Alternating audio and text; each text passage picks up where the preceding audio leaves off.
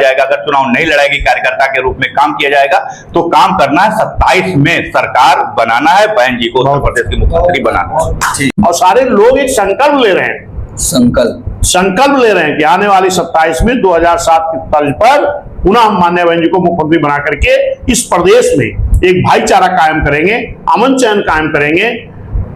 इससे प्रदेश के विकास होगा, क्योंकि आज पूरा प्रदेश अपने आप को ठगा महसूस कर रहा है। अच्छा। जिस तरीके अभी एसएससी की परीक्षा हो रही है, आपने देखा होगा कि दिल्ली में लोग धरना दे रहे हैं एसएससी की परीक्षा में।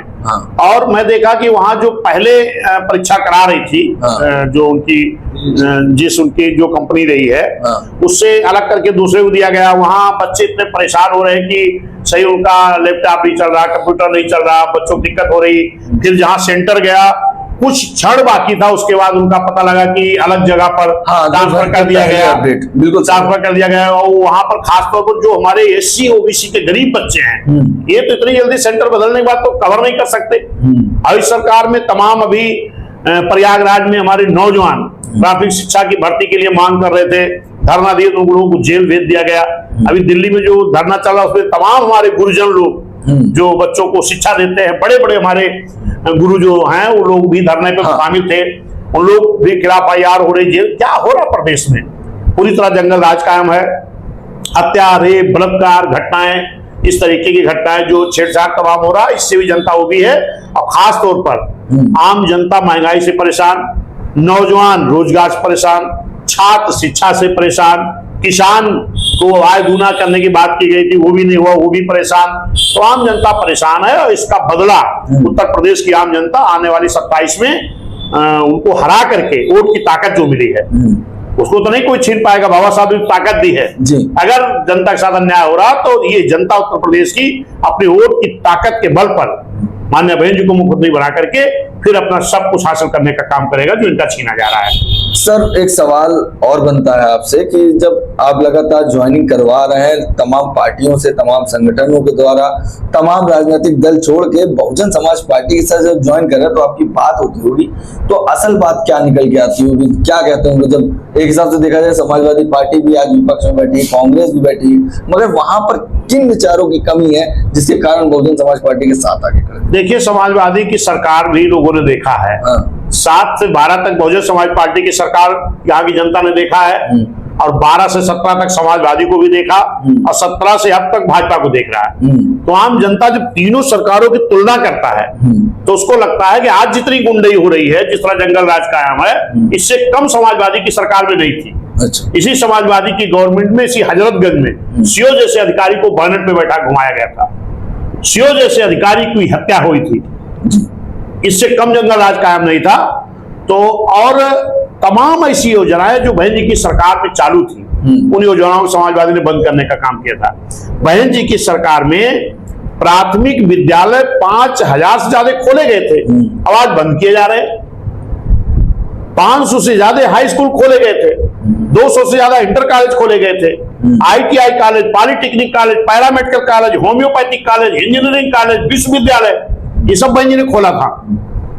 और यहां तक कि आप जो एक्सप्रेस वे का नाम सुन रहे हो ना जी, एक्सप्रेस वे का शब्द, express way, Jamuna express way, Ganga express way, ये सब माननीय बहन जी ने बना करके इस देश के लोगों को दिखाने का काम किया कि एक्सप्रेस वे कहते किसे हैं। जी, कभी पहले इसका नाम नहीं सुनते होंगे आप। ये सब काम बहन जी ने किया था। और एक नया पद सृजित करके गरीबों के घरों में नौकरी देने का काम बहन जी ने किया। सफाई कर्मी की नौकरी, चाहे टीचर की भर्ती हुई थी, चाहे पुलिस की भर्ती हुई थी, चाहे गार्ड की, पार्कों में भर्ती हुई, हर तरह का नौजवानों को रोजगार मिल रहा था, आम जनता को सुरक्षा मिल रही थी। और तमाम मुस्लिम समाज के विकास के लिए, मुस्लिम समाज के लिए मुस्लिम समाज कल्याण निगम बनाया गया। उनके जो मदरसे थे उसमें मान्यता दी गई, तमाम टीचरों को उनको मान्यता दी गई। और हज हाउस जो था इसका विस्तार करने का काम किया था बहन जी ने। उर्दू फारसी यूनिवर्सिटी बनाने का काम बहन जी ने किया था। हर समाज के लिए, चाहे शिक्षा का क्षेत्र हो, चाहे विकास का क्षेत्र हो, चाहे कानून का राज चलाने की बात रही हो, हर मामले में बहुजन समाज पार्टी की कोई बराबरी नहीं कर सकता है।